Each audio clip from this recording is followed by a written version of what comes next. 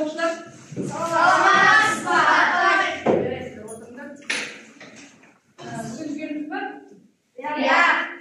Болмаса, сабағымызды бастамас бұрын көңіл күйімізді қалпына келтіріп алайық. Ол үшін бәріміз шеңберлесіп тұра қалайық, партадан орындықтан тұрып. Қазір мен қара жолға биіп қоямын. Билеу арқылы миымызды, денемізді бәрін жақынға келтірейік.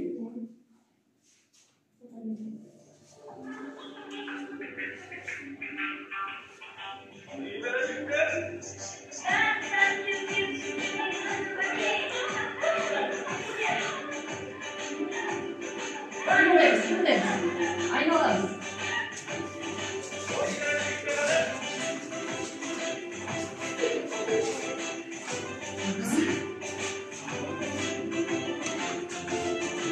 Неше қимылдар жасаймыз.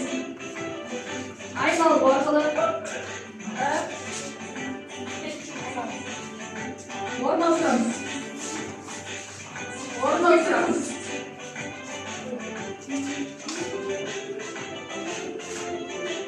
Орын ауыстырамыз, қозғарамыз. Сабағымызды бастамай тұрып, сендерге бүгінгі бағалау парағымен таныстырайын. Әр оқушыға бір-бір бағалау парағы. Тақтаға да біліп қойдыңдар, өздерің байқасаңдар. Қазір түсіндірем, бұл жерде не істейміз?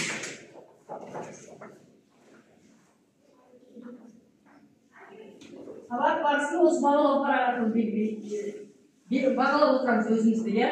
Бұл жерде не? Бізде бүгін қанша тапсырма болады? Сол сабақ барысында мен баға беріп отырамын сендерге, балмен. Сол балды береміз. Мысалы, бірінші бал. Мен Жангелге бірінші тапсырмада 1 бал берсем, Жангелді бірді қошап қояды, бояды. Одан кейін екінші тапсырмада мен Жангелге 3 балды жұмыс бабында 3 бал берсем, демек 1-ге 3 қоссам қанша болады? 4 болады. Демек Жангелді 4-ті бояйды. Сөйтіп сабақ соңында ми толық болса қанша балға жетеміз? 10 балға жетеміз. Толық болмаса, онда тағы сабақ соңында көріп жатамыз. Түсінді ма? Бағалау? Иә. Бағалау түсінікті болса. Үйге тапсырма берілді. 2 тапсырмасын еске түсірейік. Өткен тақырыпты еске түсірейік. Өткенде қандай тақырыптар еді? Скетчаптың құралдарымен танысқан боламыз. Тағы практикалық қандай жұмыстар орындады? Шеңбер сызып баспалдақ істеді, иә. Ал енді олай болса, мына сілтеме арқылы мен сендерге мынандай тапсырма, онлайн тапсырма дайындап алып келдім. Мінекей, оқушылар жаңа тапсырмасы айттық қой, өткен тақырып бойынша құралдар, иә. Мына жерде не тұр? Құралдардың атауы. Мына жақта құралдардың суреттері тұр. Яғни не істейміз? Сәйкес келтіреміз. Айзере бастайық бірінші. Қандай құрал бұл? Ұста.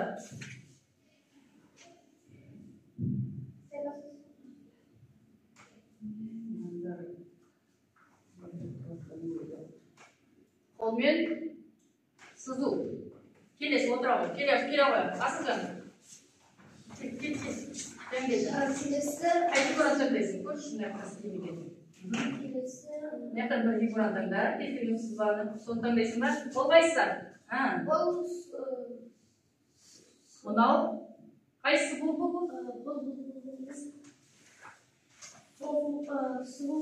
Сығу, созу. Қазір соңында тексереміз.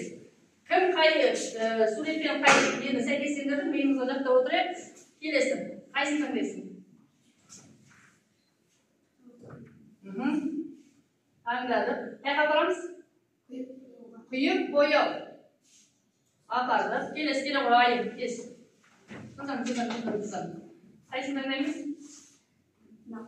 Ол. Кес. Қайсын? Доғама. Апарып қойып, мағыл. Келесі, отыра ғой. Айып, бақыда кел. Ал. Соны таңдайсың ба? Қайсын таңдаймыз? Ал кеттік, таңдаймыз. Бұл не? Бұл 3D мәтін. 3D мәтін. Апарды. Келесі, кел, досымжан, келе ғой, кел. Бағдәулет дайындалып отыр. Мақұл, бұрын өтсен. Қайсын таңдайсың? Ол не? Қандай фигура? Тік төрт бұрыш дейді. Апарды. Келесі. Келе отырсыңдар. Қай фигура төлейміз? Оны апар. Таңдау. Қаяқта? Мінекей таңдау отырауға. Бағдайыз келе ғой. Сенің қайсың өтесің? Ол не? Шеңбер. Апар. Қайтадан бір айналдырып жүрейік. Айым келе ғой. Қателестік па, қателестік па, байқаймыз қазір. Ол не? Өшіргіш. Ол өшіргіш. Ақбота келе ғой. Қайсың таңдаймыз? Ол не? Ол сызық. Сызық дейді. Кеттік. Арқайы келіп жан келді. Төртеу қалды. Тез. Ол не? Ол панорома. Панорома. Иә. Келесі. Келе ғой. Кім қалды? Айсері келе ғой. Сен қалдың, сонымен Асылзат қалды. Одан кейін Досымжан ба кім қалды? Гүлнұр қалды ма? Ол не? Қай фигура? Айналдыру дейді. Келесі. Тез Гүлнұр. Қайсың таңдаймыз? Ол көпбұрыш. Келесі. Біреу қалды, ешкім шықпай-ақ, апарып қойып, басқару дейді. Көреміз. Қайсы қате? Кім белгіледі? Басқару өзі келеді, оған мен белгіледі. Демек айым қателесті. Екі сұрақтың біреуіне мынаны. Мына екеуі бір қате. Мынаны кім белгіледі? Ақбота. Ақбота? Сызықты Ақбота белгіледі. Ал мынаны? Демек Айзеремен? Ақбота. Айзеремен Ақбота. Яғни бүгінгі үй тапсырмасы 2 балмен бағаланады. Айымға 1 балл, Ақботаға 1 балл. Досымжанмен Бағдәулетке 2 балл. Келесі Жангелдіге 2 балл. Айзереде 1-ақ, иә? 1 қате кетті. Асылзатқа 2 балл. Бағалау параны белгілеп қоямыз. Бірінші үй тапсырмасынан 2 балл алды. Енді жаңа сабақты бастамас бұрын сендерге мынандай бір тапсырма арқылы ойларыңды білгім келіп отыр. Қараңдаршы.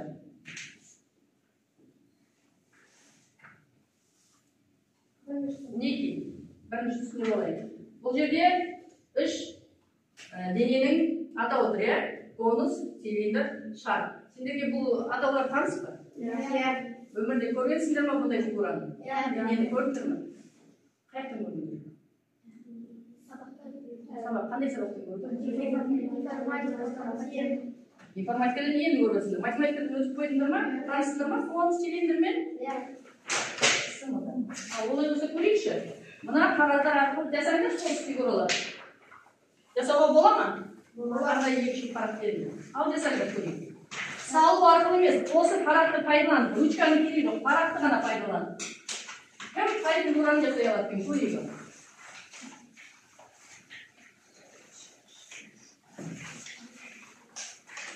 Тез. Кім қандай көрсі? Атауын атайыз. Жангелді дайын. Ол қандай дене? Ол конус. Бұл конус. Неге ұқсайды? Бұл ұшқышқа ұқсайды. Ұшқышқа ұқсайды. Тағы. Бір затқа ұқсайды. Шыршаға қалпаққа. Қалпаққа. Бәріміз конус қалпаққа. Нет. Цилиндр таныс емес па? Цилиндр. Әні. Кім? Досымжан істеп жатыр. Цилиндр. Өмірде бір затқа ұқсайды. Бір емес бірнеше зат. Неге ұқсайды деп ойлайсыңдар? Мінекей. Цилиндр. Цилиндр деген мынандай нәрсе. Домалақ. Неге? Одан басқа. Мінекей ма? Турбалардың бір цилиндр емес па? Домалақ, иә? Ал мақұл. Ойымызды біраз айтты, енді мына тапсырманы орындайық. Келе ғой, Гүлнұр. Мынау қандай фигура? Сүйреп апар. Конус. Келесі. Досымжан келе ғой. Айқын. Бағдәулет кел. Бағдәулет келе ғой. Тез. Мынау қандай фигура ұқсайды? Шарға ұқсайды. Бұл не? Не мынау? Жер ма? Жер шары, иә? Досымжан келе ғой. Мынау қандай фигура? Цилиндр. Айқын цилиндр ма? Ma'qul bo'lib o'tira qo'y. Kelasi. Aslida keling. Naqadagi ko'radi. Men hozir mana misol keltirdim. Qo'ya qo'y. Aysel kela qo'y. Tez. Naqadagi ko'radi. Shar. Kela qo'y. Jangeldi. Bunday qalbimiz silindr. Taqib qoldi. Aqbota. Bu konus. Aha. Bunday kim qoldi? Silindr. Ayım olma. Gel ayım. Sen mi? Gel. Bu? Ne? Silindr. Demek o şekilde kaldı. Gelesi bir okuşu. Önde bir okuşu. Bu şart. Tekrar koyayım. Tüm kaderesiydi. Kaderik var idi. Ben misalda Dosuncan. Namada bir okuttu mu? Konus. Yer. Yani arasında bu suretlerмен, denelerмен мен şu жаңа сабағымыздың тақырыбы конус, цилиндр және сфера құру деп аталады. Бүгінгі жаңа тақырыбымыз мақсатымыз айналу денелерін құру және оларды түрлендіру. Айтылған денелеріміз конусты, цилиндрді, шарды салып, оны түрлендіру. Түрлендіру деген не ол? Бояу, түске келтіру. Яғни сендер бұл бүгінгі тақырыпта, сабақта қандай мақсатқа жетеміз? SketchUp программасында объектілердің үш өлшемді моделін құрастыруды біледі. SketchUp программасының құралдарын пайдаланып, денелердің үш өлшемді моделін құрастыруды біледі деген мақсатқа жетеді екенбіз. Олай болса, жаңада айттық, бәріміз құрастырып бардық. Демек, конус, цилиндр, сфера дегеніміз тәрізді объектілер көлемі бар болғандықтан олар айналу денесі деп аталады. Себебі айналдырып жасадыңдар көбіне, цилиндрді айналдырдыңдар, конусты айналдырып жасадыңдар, шарды да айналдырып жасалады. Мінекей, ол фигураларды салу үшін бізде қазір практикалық тапсырма болады. Яғни SketchUp'ты салу үшін бізде бірінші нені білу керек? Навигациялық құралдарын білетінбіз. Біз өткен тақырыпта айтқанбыз, баспалдар салу үшін қандай құралдарды пайдаланамыз? Төртбұрыш, созу. Олар қандай құралдарды ұстады? Өткен тақырыпта қандай құралдарды ұстады? Сызу құралдарын. Демек, бүгінгі айналу денелерін салу үшін мінекей мына 6 құралды біз жаққа білуіміз керек екен. Біріншісі, көбінесе орысша аталып, мен орысшасын оқиын. Вращение. Камераны объектінің айналасынан айналдырып қарауға арналған. Яғни салған суретімізді, салған денемізді айналдырып алдарынан көреміз. Панорама. Объектінің панорама. Ол деген жылжытамыз, жылжыту деген сөз. Лупа. Үлкейді, кішірейту.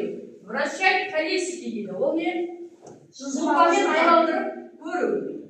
Окна увеличение. Онда үлкейді. Біз ана кейін сабақтарда үй саламыз. Осы ішіне дейін кіру үшін. Сол кезде осы құралды пайдаланамыз. Содан кейін предыдущий вид дейді. Алдыңғы көрініс. Яғни алдыңғы көріністі көру үшін. Следующий вид келесі көріністі көру үшін. Яғни бізде бұл жерде бүгін жаңа тақырыпта жаңадан кездесіп отырған сөздер бар екен. Қандай? Танымсыз сөздер бар. Қараңдаршы. Кітаптарыңды ашыңдаршы. Бүгінгі тақырып бойынша кітаптарыңды ашсаңдар.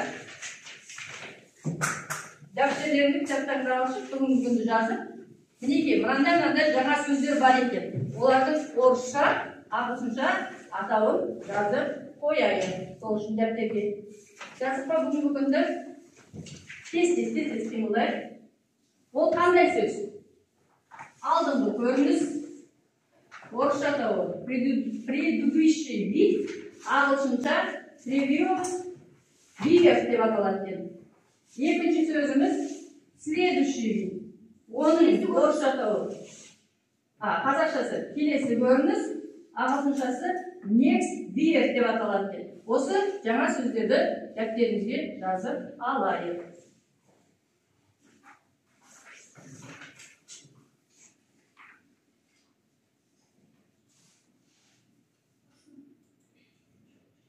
Айналу денесі дегеніміз не? Ол қозғалмайтын оське қатысты жазық фигураны айналдырғанда пайда болатын дене. Бүгінгі сабақта конус, сфера және цилиндр салуды қарастырамыз. Конус. Мұндағы жазық фигура ол тік бұрышты үшбұрыш. Ал қозғалмайтын ось ретінде оның бір қабырғасын алып, оны 360 градусқа айналдыратын болсақ, онда конус шығады. Цилиндрде жазық фигура тік төртбұрыш, тік төртбұрыштың бір қабырғасын қозғалмайтын ось ретінде алып, 360 градусқа айналдырсақ, онда цилиндр шығады. Сфераны айналу кеңесі ретінде қарастырайық. Сфераны шеңберді немесе жарты шеңберді оның диаметрін қозғалмайтын ось ретінде алып, 360 градусқа айналдыратын болсақ, сфера шығады. Сфера дегеніміз гректің доп деген сөзінен шыққан, және ол шардың беті. Енді айналу денелерін қандай құралдар арқылы саламыз? Соған тоқталайық. Айналу денелері басқару құралы арқылы салынады. Әрине, бұл құралмен ғана емес, тағы да модификациялау құралдары бар. Ол орын ауыстыру құралы, созу сығу құралы, айналдыру бұру құралы, масштабтау және жылжу құралдары көмекке келеді. Әр айналу денесін салу алгоритмін қарайық. Цилиндр құру үшін бізге екі құралда жеткілікті, яғни шеңбер саламыз, ол шеңберді созу сығу арқылы көлемдейміз. Келесі, конус құру 3 қадамнан тұрады. Бірінші шеңбер саламыз, шеңбердің центрына сызық құралы арқылы жазық фигура тік бұрышты үшбұрыш саламыз. Оны басқару құралы арқылы шеңбер бойымен айналдыра отырып конус құрамыз. Келесі, сфера құруда 2 шеңбер саламыз. Екінші шеңберді бұруымыз керек, яғни айналдыру бұру құралын қолданамыз. Және оны екінші шеңбер бойымен айналдыру, яғни басқару құралы арқылы сфера саламыз. Яғни, келесі тапсырмамыз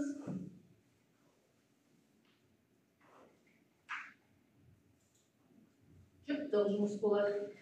Осы көргендеріңді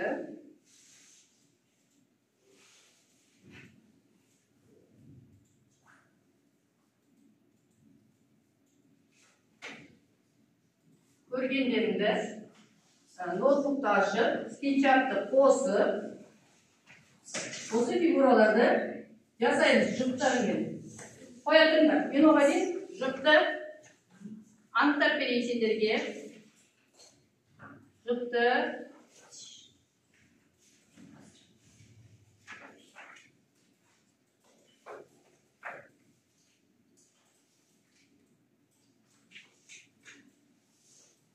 тек қана кітап дәптер ручкамызды аламыз да тез ауыса аламыз, иә?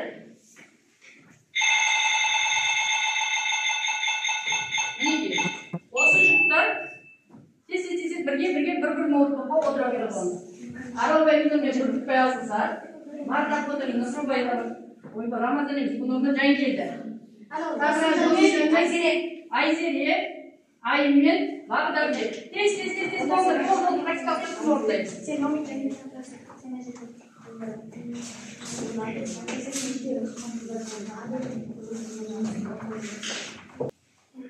Скетчапты қосаламыз бұл.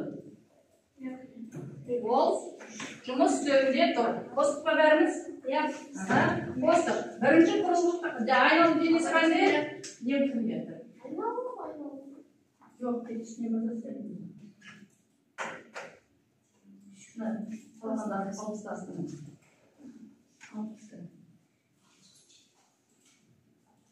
Бірінші қандай айналым денесін саламыз?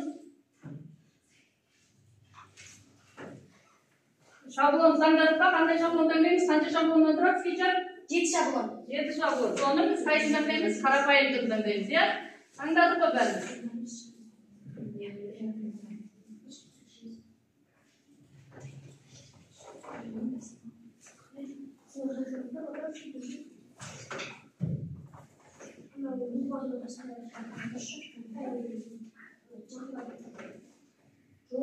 мінекей қосымша сендерге не болсын дайындап тақтадан көрсетіп қойдым.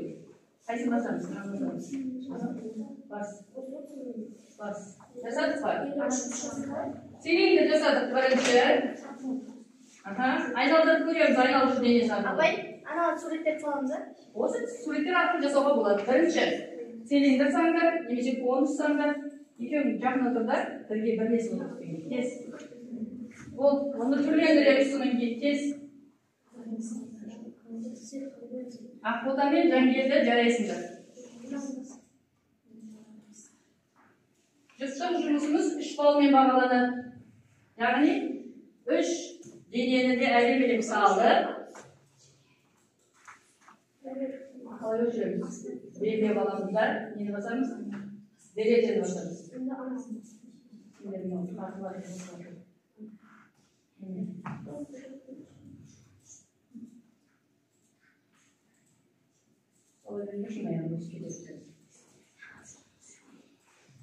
Tez ayın gözünden takım. Haydi dursunmaya kalır. Artık mesela şu üstüne çıktayız. Yıkımız. Karınca teyine kavastırma. Ya.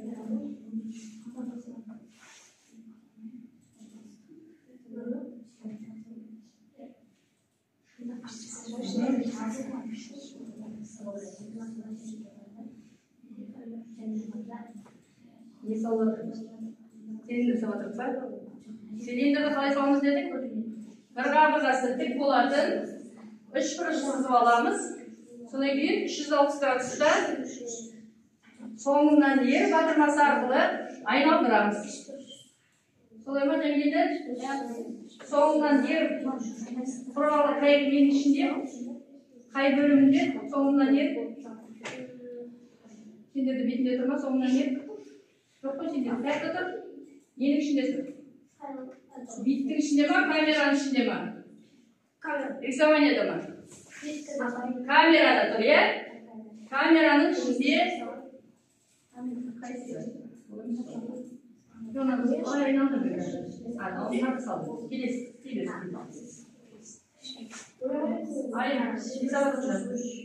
Силиндр ма?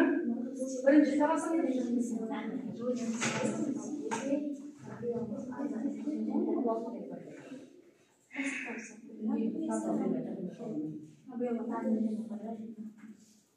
Aynalı olsun, getir oldu, ziyon aynalı.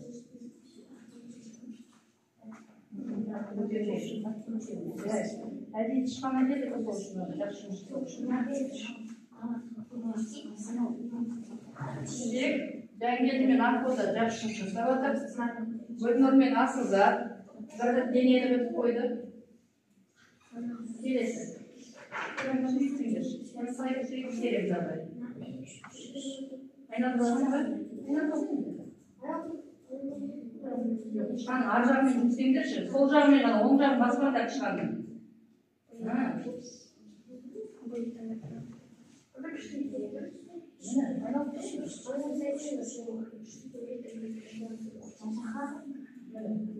Что нет? Осторожно.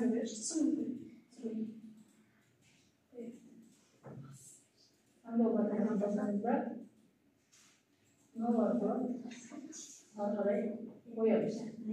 Koyup al. Boş yeri bas al. Boş yeri bas. Boş yeri bas. Yani bak boş yeri bas. Mesela bozmalık bir Tek alamız, tek bol sen köpke kolun gerek. Onda kövergen jesiге kolun gerek ana. Түсіндің бе? Артқа қарайды. Артқа. Міне көп мейлі. Әдемі. Сенен шығарып көреміз. Айым не болды? Тек қабыр алды. Сүреміз арбайсыз төменге. Нүктесінен аламыз да. Жиексе деп иә, бері. Алып бері қараймыз. Олай болмайды. Егер дұрыс болмай қалатын болса, кері қайту батырмасы КТРЛ мен Z-ті басамыз.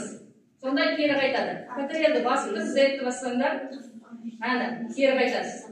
Бәріне жұмыстарыңыз түсіндік па? Қате болған жағдайда университетті басамыз. Нені? Неге қиын ба? Мінекей, көрсетейін. Бірінші, сендерге цилиндр салу көрсетейін. Шеңберді аламыз. Алдық па? Сызық құралын аламыз. Яғни, бұрыш.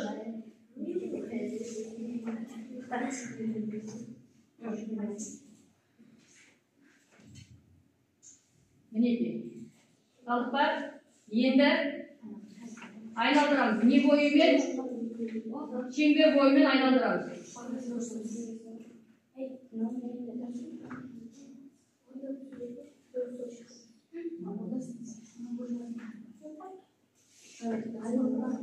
Кәне талдай. Инструменттердің ішінде екен. Оқушылар, мынау цилиндр салған кезде бірінші үшбұрышты белгілеп аламыз да инструменттердің ішінен кәне талдай ма? Жоқ, мен аламын.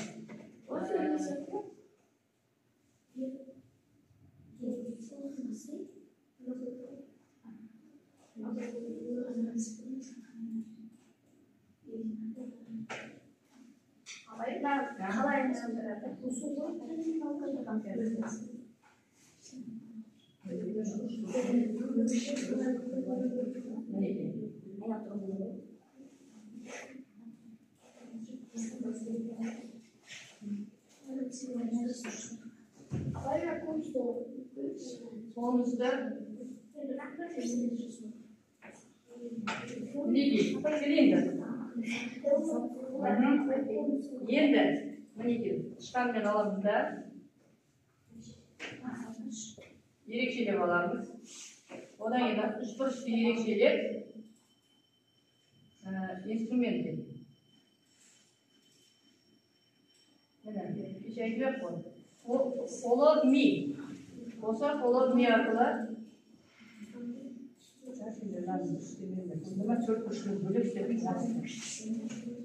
тақтадағы жаңағы айтылған нені қайталамайсыңдар ма? Апай, ал.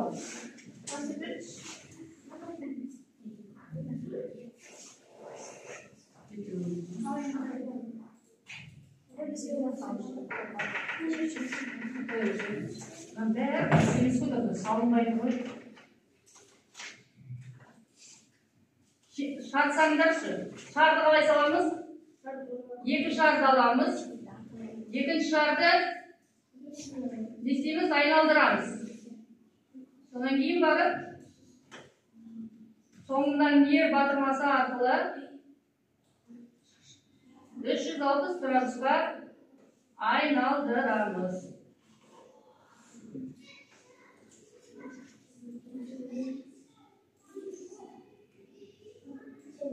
Жоқ, не талдай емес. За мной.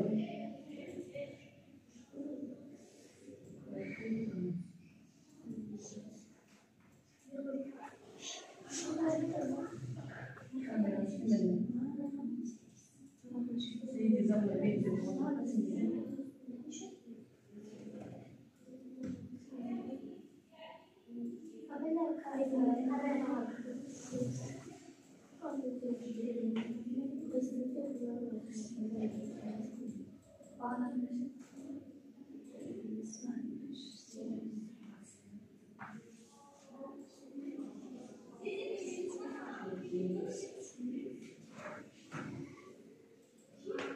Кім қандай денені сала алды?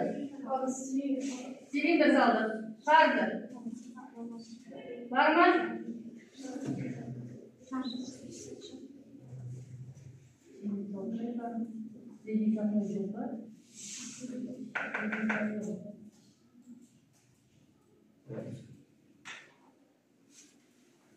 Қайсыңмен салдың?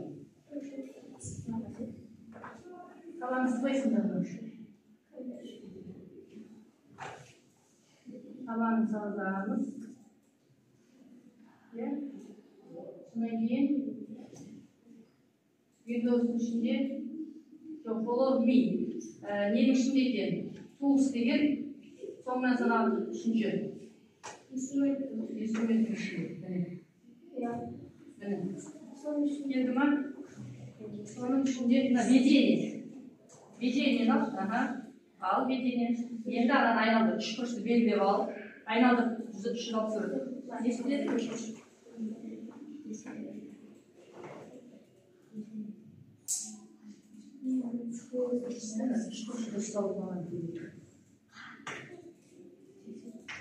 Dosumcan var mı?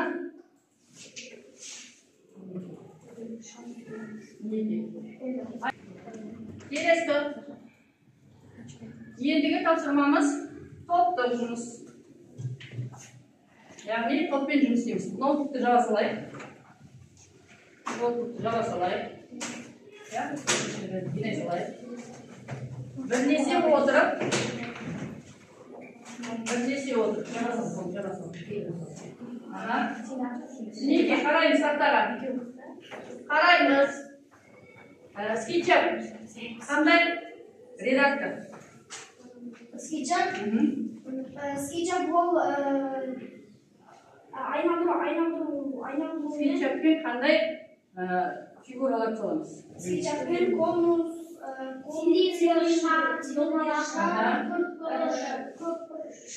табиғи ма жасандылық көріне мода салынған фигуралар? Табиғи жай көрінеді, яғни цилиндрің кәдімгі мынандай болып көрінеді. Демек ол қандай редактор ұстады? Үш редакторды ұстады. Ал екіді деген редактор қайсыңыз ба? Ол қандай программа? Қандай программамен жасаймыз? Paint'пен. Демек сендердің бүгінгі топтық жұмыстарың Paint'пен скетчаптың үш ұқсастығы мен үш айырмашылығын жазуымыз керек. Аға жазыңыз. Жазба мана берейін. Жаза ма? Жаз. Үш жабылып. Төртеуміз бірге. Бірақ адам ғана емес. Төртеуміз де ой саламыз. Тез. Жазылады ма? Бірінші ұқсастықты.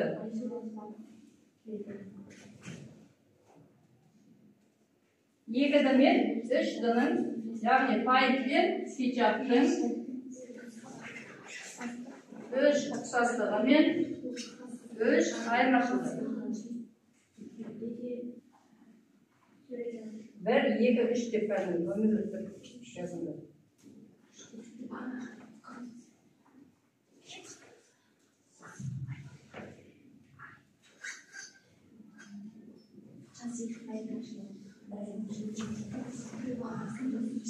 Sendердің жұмыстары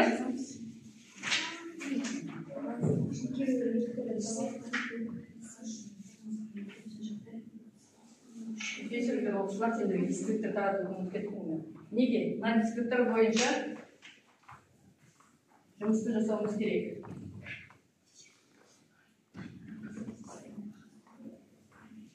Яғни ұқсастығын табуымыз керек және айырмашылықтарын жазуымыз керек.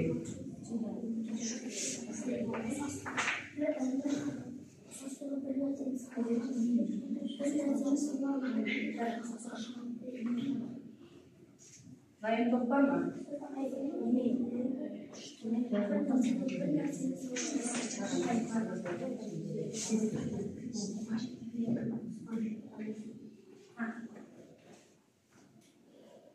Бірге жазамыз. Paint пен скетчаптың үш ұқсастығы. Paint пен скетчаптың үш айырмашылығы. Көп сөзбен сөйлемей керек емес, бірақ ауыз, иә? Мынандай айырмашылық бар, мынандай ұқсастық бар деп.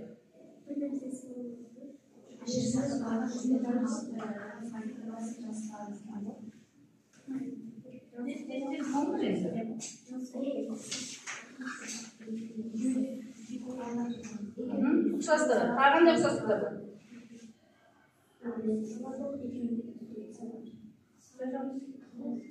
Тағы.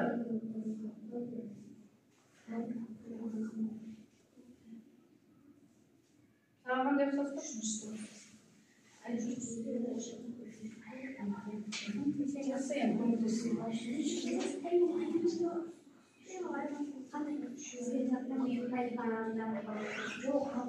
Айырмашылығы не? Айырмашылығы не?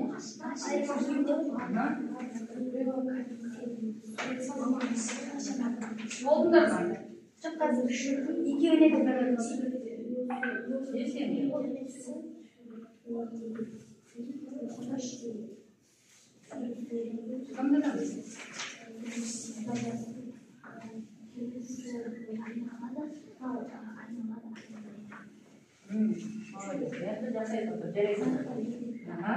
Айырмашылығы.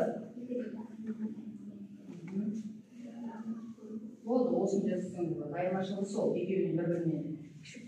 Пайыттың скетчаптың пайыттан айырмашылығы сол. Үште. Молодец. Жарайсың. Асыл зат. Үшінші.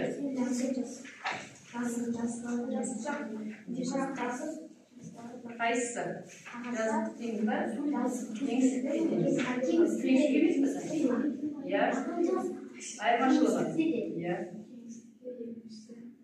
Жоқ, болды. Айырмашылығы сол. Ал ұқсастығын енді біреу керек. Тез.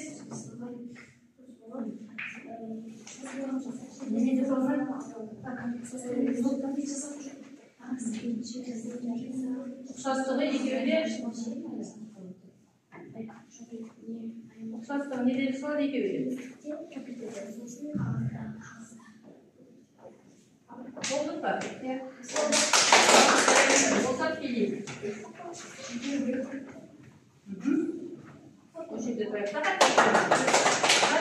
Алтауын жеке-жеке айтып шығарып болады. Бірінші бізде айырмашылығы скетча ол өргенде, ал қайын болса суреттегіді. Ал скетчатта айналады, ал қайында айналмайды. Не айналмайды? Бір заттың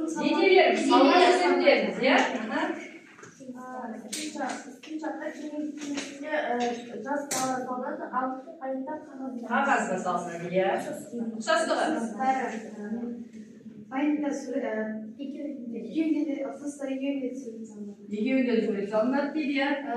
Тағы да ұқсастары олар құралдар пайдаланылады. Иә, құралдар пайдаланады. Ал үшіншісінде сонда Үшеуде ноутбукта, принтерда салынады. Жарайды, қанарқынымыз ба? Иә. Жарайды, келе қойды. Екеуінде де құралдары бірдей. Құралдар бірдей. Бірінші ұқсастығы не дейді? Екеуінде де сурет салады. Екеуі де сурет салады. Екеуі де компьютермен жасалады. Жарайсыңдар. SketchUp 3D ал қайын болса 2D. Ең маңызды. SketchUp 3D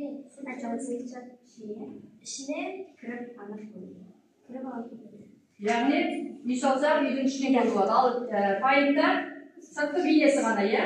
Үшіншісі SketchUp'та жазық далада, ал пайым болса қағазда. Кеңістікте салынады, пайым. Жарайсыңдар, рахмет, отырыңдар.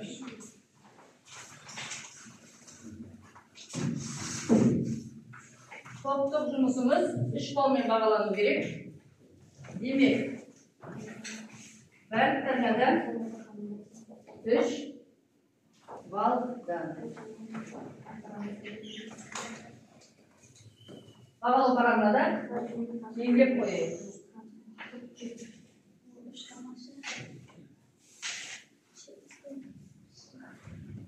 Келесі.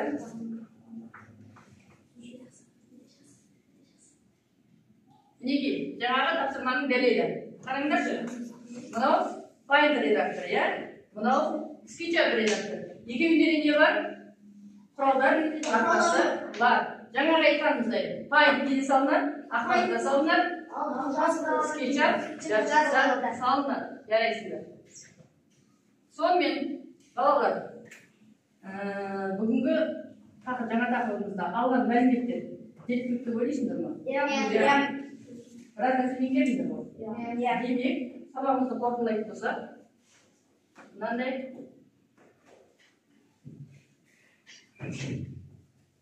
ойынымызды бастайық.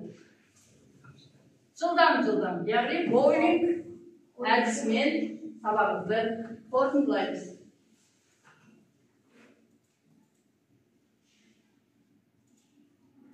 Gel abla, kım başlayalım.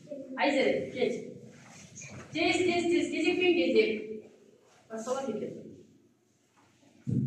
Al. Sızу құралдарына қандай құрал жатады? Көрейік.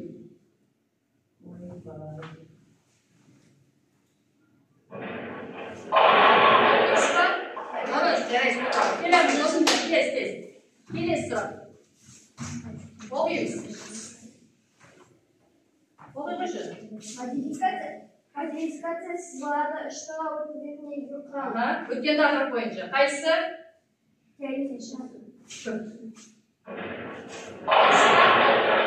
Жарайсың. Келесі сұрақ. Кішкене қой. Бағдәулет, тез. Оқи қой. Оқы. Өтіп жатқан программа. Қайсысы? Скетчап па, Paint па, Word па?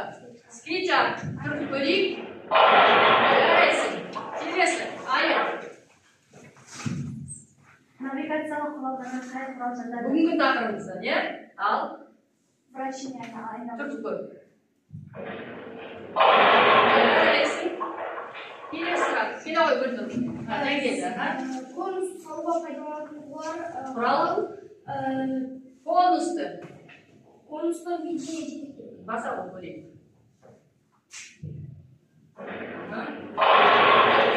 Сені қойып қойды. Телемасына салуға пайдаланылған құрал шеңбер. Шеңбер. Сені ой көрдім.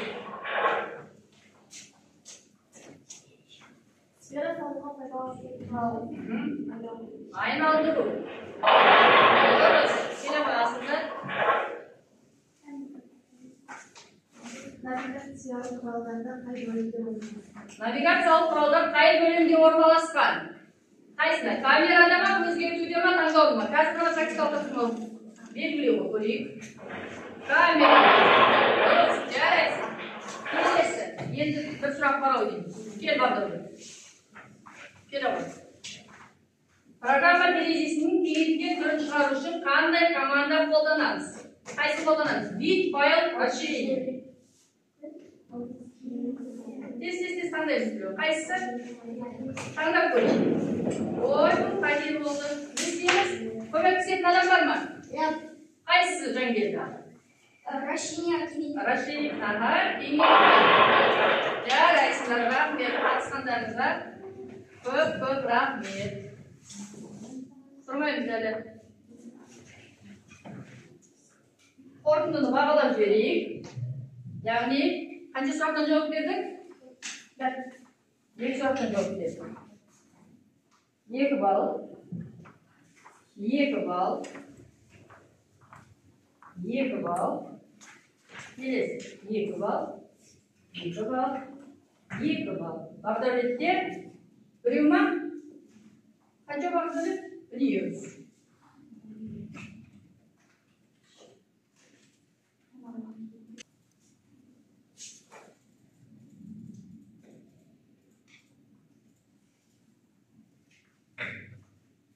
Сонымен балалар, бүгінгі сабағымызды қорытындылап болды. Енді бағалау парағын алайық бәріміз. Өз балаларымызды есептейік. Бағалау парағының аяқ жағында кері байланысты тұр. Көрдіңдер ме? Қызылмен, сарымен және жасылмен. Яғни түсінгім келеді. Зым түсінбедім. Тақтаға барып жапсырайық. Кім қалай түсінгенін сол жерден анықтаймыз. Содан кейін бағалау парағын маған жинап берсеңдер, аты жөнін жазыңдар ғой. Әркім өз аты жөнін жазып қойсын. Ең жоғары балл алған қай оқушы екен? Кім қанша балл алды? Асылды 9 балл. Айселе 9 балл. 9 балл. Бағдәулет 8 балл. Жангелді 9 балл. Ақбота 8 балл. Яғни біз ол қол үшін қанша балға жетуіміз керек? 10 балға жетуіміз керек. Жарайсыңдар, рахмет. Келіңдер. Тез кері байланыстырып жастырып берейік.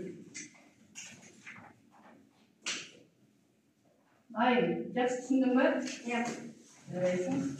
Кел ал. Ақбота. Жақсы түсіндім. Оқып жүрсің, не жетер?